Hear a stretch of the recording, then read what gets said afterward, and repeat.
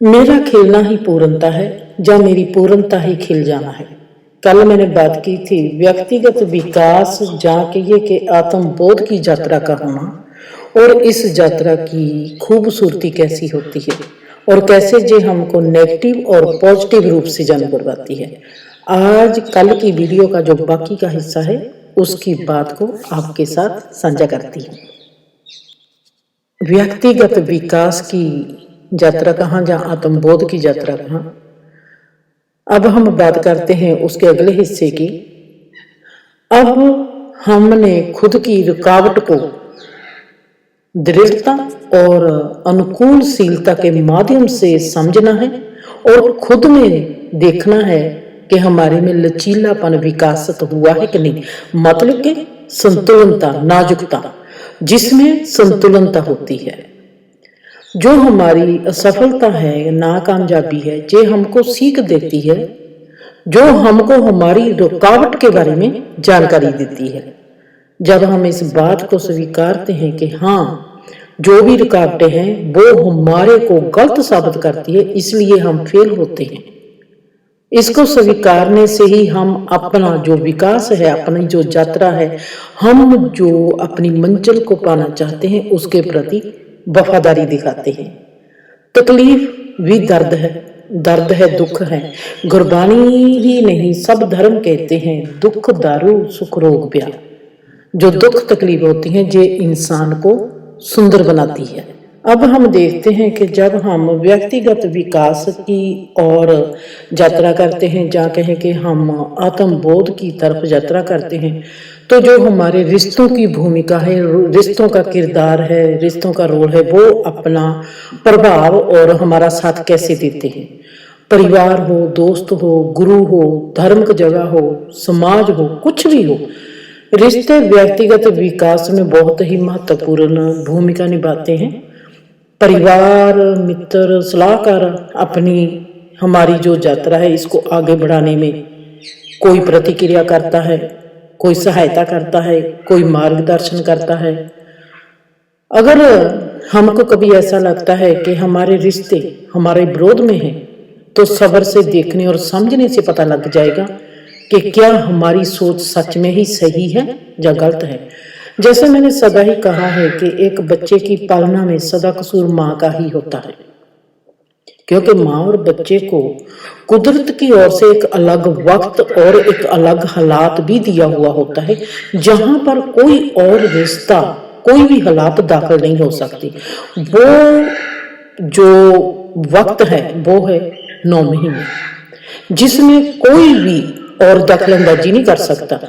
जहां पर कोई और रिश्ता या हालात दाखिल नहीं हो सकते, ठीक वैसे ही हर व्यक्ति को कुदरत ने एक वक्त दिया होता है, जो वो वक्त जब इंसान बाहरी काम करता हो, कुछ भी करता हो, वो अपने भीतर के साथ जुड़ा रहता है और भीतर उसके सिर्फ वो ही जा सकता है और कोई भी नहीं जा सकता। ये प्रॉपर्टी हर इंसान के पास अपनी अपनी है।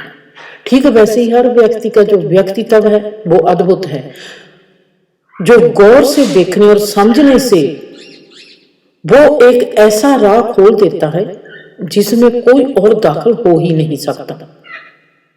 हमने अपनी इस यात्रा को सहायक बनाना है। सहायक कैसे बनाएंगे? हमने कनेक्शन बनाने हैं। सबसे सुंदर कनेक्शन आप व्यक्ति का खुद के साथ ही, खुद का। फिर एक गहरा कनेक्शन है कुदरत के साथ, क्योंकि व्यक्ति खुद की प्यास और भूख को खुद ही जानता है कि वो कितनी गहरी है। वो किसी को समझाने भी लगेगा, कोई समझ नहीं पाएगा।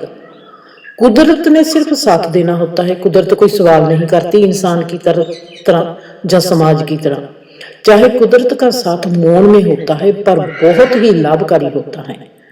कुदरत हमको बलशाली बनाती है। जैसे माँ बाप उंगल पकड़कर बच्चे को चलना सिखाता है, कुदरत हमको ऐसे चलना सिखाती है, ऐसी कला से भरती है कि हम आराम से इस संसार में यात्रा कर सकते हैं। संसार में ऐसे रिश्तों में हमारा अब निवेश करना होगा जो हमारे विकास में सहायक होंगे।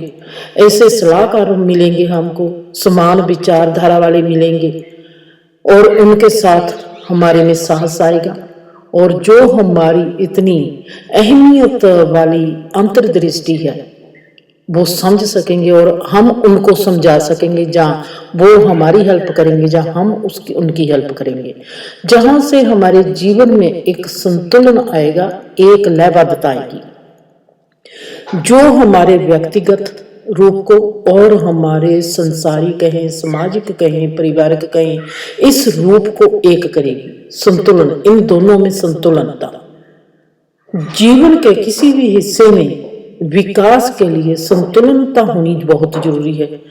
हम सब इस संतुलनता के लिए मेडिटेशन, योगा वगैरह करते हैं। जीवन विकास के लिए संतुलन होना बहुत जरूरी है। हम सदा ही देखेंगे कि हर संतुलनता में जहां पर भी संतुलन होता है वहां पर एक लयबद्धता की झलक हमको सदा ही दिखाई देगी।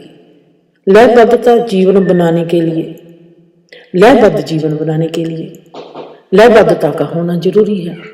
अपने व्यक्तिगत जीवन के लिए और बाहरी संसारी जीवन के लिए एक लयबद्ध का, एक तर्ज का, एक ट्यून का होना जरूरी है। जब हमारे में ये संतुलनता आने लगती है तो ये संतुलनता खुद ही लयबद्धता को अपनाती जाती है। लयबद्धता को हम पहले नहीं ला सकते। पहले हमारे में जब संतुलनता आएगी हम देखेंगे संतुलन जीवन के भीतर से कि ये तो एक लयबद्धता है। ये लयबद्धता जब आने लगती है, इस लयबद्धता ने अब अपनी यात्रा करनी है। हर चीज की यात्रा होती है, हर सोच की, हर भाव की यात्रा होती है। अब होगी लयबद्धता की यात्रा। ये जो लयबद्धता है, जो हमारे में फालतू झाड़ फूस होता है, मतलब कि हमारी कमजोरियां, खामियां, फालतू की धारणाएं, फालतू की सोचे, सभी को ये जलाकर राख करती है। झाड़ फूस होता है वो जल जाता है। इस लयबद्धता में एक चीज की बहुत ही, इसका एक बहुत ही गुणरूपता होती है कि ये जो हमारी जरूरत होती है, जो हमको चाहिए, उसका अरेंज बहुत ही अच्छे से करती है। तां जो हम अपने हर क्षेत्र में, चाहे वो शरीरक तल हो, सामाजिक तल हो, मानसिक तल हो, बौद्धिक तल हो, आत्मिक तल हो, उस क्षेत्र में अच्छे से फल फूल सके। जब ऐसी लयबद्धता हमारा साथ देती है, हमको कुदरत के नजदीक करती है, जीवन के नजदीक करती है, हम अपने आप में स्वयं संपूर्णता का प्रभाव महसूस करने लगते हैं। क्योंकि हमारे कहते हैं जैसी संगत वैसी रंगत। हमारे जो साथी हैं, कुदरत है, लयबद्धता है, दृढ़ता है, ये जो हमारे में आत्मनिरीक्षण चल रहा है, इसके साथ हमारे में अब आने लगता है आत्मविश्वास और आत्मसम्मान। जब हम खुद में पूर्ण महसूस करने लगते हैं तो हमारे लिए ही नहीं बल्कि जो भी हमको दिखाई देता है उस सब के लिए बहुत ही गहरा आत्मविश्वास और आत्मसम्मान स्वाभाविक रूप में ही बढ़ने लगता है। जब राह सही होती है तब हमारे में जो भी बढ़ता है, जो भी विकास होता है, वो स्वाभाविक रूप में होता है।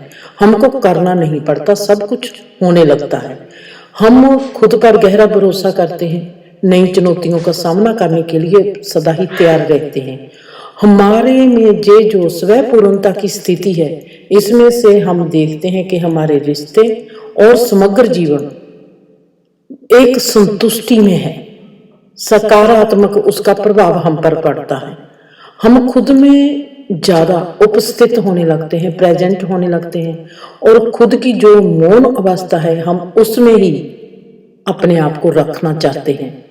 और दूसरों को जीवन में सदा ही हम देखेंगे कि हम उनका भला करना चाहते हैं। हमारे में से अब उनको निस्वार्थता दिखाई देगी। हम देखेंगे कि हमारे में कोई भी ऐसी चीज नहीं आती कि मुझको ये मिलना चाहिए, मैंने इसका ये करना है, मुझको ऐसा करना चाहिए। हमारे में कोई भी ऐसा नहीं आएगा भाव कि वो भी हम बदले में हमारे लिए कुछ करें। मतलब कि जहां पर हमारे में आत्मविश्वास और आत्मसम्मान बढ़ने लगता है, उसके साथ ही हमारे में एक गुण आने लगता है जिसको कहते हैं निस्वार्थ। निस्वार्थता हमारे में आने लगी है। अब हमारे में साथ साथ एक चीज और भी आने लगेगी। हमको ऐसे लगेगा कि ये कैसे हो गया, ये जीवन को हम कैसे देखने लगे हैं, कहीं हम गलत तो नहीं है। हम अपने गलत होने पर जितनी अपने पर शक करते हैं, उतना ही हम अपने पर आत्मनिर्भर भी हो रहे होते हैं। हम कहते हैं हमारे में एक बेपरवाही, लापरवाही नहीं, लापरवाही नेगेटिव है, बेपरवाही आने लगती है। हम कहते हैं कि इसमें इतना आनंद है, हम किसी का बुरा नहीं चाहते, अगर ये मार्ग सही ना भी हो, गलत ही सही, पर इसमें खुशी बहुत है, इसमें आनंद बहुत है और हम सबका भला करते हैं, इसमें किसी का बुरा नहीं हो रहा। ये हमारी जो यात्रा है ये अपने आप में ही स्वाभाविक रूप में हमारे लिए प्रेरणा बन जाती है। सबसे पहले हमारे लिए प्रेरणा बनेगी, अब दूसरे के लिए प्रेरणा क्यों नहीं बनेगी। दूसरों की जैसे ऋषि मुनि हैं, पीर पैगंबर हैं, अब हमारे में दिल करेगा, मेरे में सवाल आया था, हमारे में दिल करेगा कि उन्होंने भी ऐसा ही देखा था, उनको भी जो जीवन ऐसा ही लगा था, उनमें भी ऐसे ही विचार आए थे, वो भी इसे ही रास्ते पर गए थे, जहां वो उनके जो अनुभव थे वो मेरे से अलग थे। इस वजह करके फिर हमारे को दिल करता है, हमारा दिल करता है कि हम उनकी कहानी पढ़े, उनके वेद पढ़े, उनकी रचनाएं पढ़े। दूसरों की यात्राओं के बारे में सुनने के लिए हमारे में बहुत ही, जिस पर कोई भरोसा नहीं करेगा, इतना सम्मान उठता है रूह में और इतना भरोसा उठता है कि वो सम्मान और भरोसा फिर खुद के लिए ही प्रेरणादायक बन जाता है। जैसे हम विद्वानों की लिखनी पढ़ने लग जाते हैं, उनके संघर्ष भरे जीवन को, उनके अनुभवों को अनुभव करना चाहते हैं, उनकी यात्रा, उनके सीखे गए शब्द, सबक, वो हमारे में दृढ़ता पाते हैं और हम हमारे आत्मविश्वास को और जुनून के साथ आगे बढ़ाते हैं और हमारे को हमारे मकसद के लिए, आत्मबोध के लिए पूरे मन से सच्चे रहने का महत्व सिखाते हैं। पर कभी कभी जब हमारा मन कोई फैसला नहीं कर पाता, जब हम ऐसे विद्वानों की, ऐसे ऋषि मुनियों की कहानी सुनते हैं, तो हमारा रास्ता आसान होता है और हम हमारे में अपने लिए ही नहीं, संसार के लिए भी प्यार का दिया जगने लगता है। जहां पर होती है प्यार का दिया जब जगना लगता है, प्यार की यात्रा का शुरुआत, मतलब के भक्ति भाव जहां पर पैदा होता है, इस मोड़ पर हम देखते हैं कि हमारे में भक्ति भाव भी पैदा हो गया, हमारे में निस्वार्थता भी पैदा हो गई। हम जितनी भी गहराई में जाते हैं उतना ही सुंदर जीवन, नयापन और ताजापन हमारे में आता जाता है और ये हमारे को, हम खिलते ही जाते हैं। हम ऐसी बसंत बहार में दाखिल हो जाते हैं कि जो कभी मुरझाती नहीं, जो दिन ब दिन हमारे को खिलना ही सिखाती है। हम खिलते ही जाते हैं, कभी लगता है नहीं अभी नहीं खिले, और गहरे से खिल गए, अब और गहरे से खिल गए, जो और गहरा और गहरा और गहरा गहरा गहरा गहरा जो कभी खत्म नहीं होता। हमारी पूर्ण स्थिति के बाद भी हमारा जो व्यक्तिगत विकास है कभी रुकता नहीं, लगातार हमारे में आत्म सुधार है जो वो बहुत ही गहरे रूप में बढ़ता जाता है और विकास रूप में हमारा जो खिलना है वो जारी रहता है। हमारे आगे नए मकसद आते हैं, नई चुनौतियां आती हैं जो हमको गहरे जीवन में उतारती चली जाती हैं और हमारा विकास जो होता है हम देखते जाते हैं कि ये जो ब्रह्मांड है, आसमान है, ये हमारे में ही समाने लगा है। हम इस ब्रह्मांड में ही गोते लगाने लगे हैं। गहरे होते जीवन की उपलब्धियों का जो जश्न है वो हर पल हमारे में जश्न मनाने लगता है और खुद को ही हम सदा अपने आप लिए ही प्रेरणा का रूप देखते हैं। हमको कहीं और से प्रेरणा लेनी नहीं पड़ती, हम खुद ही अपने लिए ही प्रेरणा बन जाते हैं। इसके साथ ही चाहे वो किताबें हैं, चाहे मार्गदर्शक हो, कोई भी या सहायक कोई ग्रुप हो, हम गहरी चाहना के साथ उनके साथ भी जुड़ते हैं और भी गहरे जीवन की खोज हमारे में जागती जाती है। हमारे में ये जिज्ञासा हो जाती है कि क्या मेरे जो अनुभव हैं वैसे ही उनके अनुभव होते हैं या नहीं होते। हम जहां पर अनुभवों की यात्रा होती है, जिसके कारण हम ऐसे लोगों को ढूंढना शुरू कर देते हैं, कुदरत में जाना शुरू कर देते हैं। हमारा हर वक्त अपने साथ ही इस जीवन की खोज में लगा रहता है। जितना हम गहरे जीवन की खोज में जाते हैं उतने ही हम गहरे में जागते जाते हैं। जो हमारा जीवन है, हम तमाम पल, तमाम सांस, हर कदम हमारे लिए प्रेरणा का स्रोत बनता जाता है। किसी और के लिए तो मैंने क्या करना है, आज मेरा जो व्यक्तिगत विकास मुझको ही गहरे से और प्रेरित करता जाता है और मेरे में ब्रह्मांड की युगों पुरानी जो सभ्यता है उसका समर्थन करता है, मतलब कि उस पर मोहर लगाता है, जिसके साथ ही मेरा निजी विकास और जो साकार आत्मकता की संस्कृति होती है वो बनता जाता है और मेरे में आज इस संसार और ब्रह्मांड के लिए बेहतर और ज्यादा उत्साहजनक वातावरण को बनाए रखने की उम्मीद को जगाता है कि मैं इस संसार को और कैसे सुंदर बना सकती हूँ।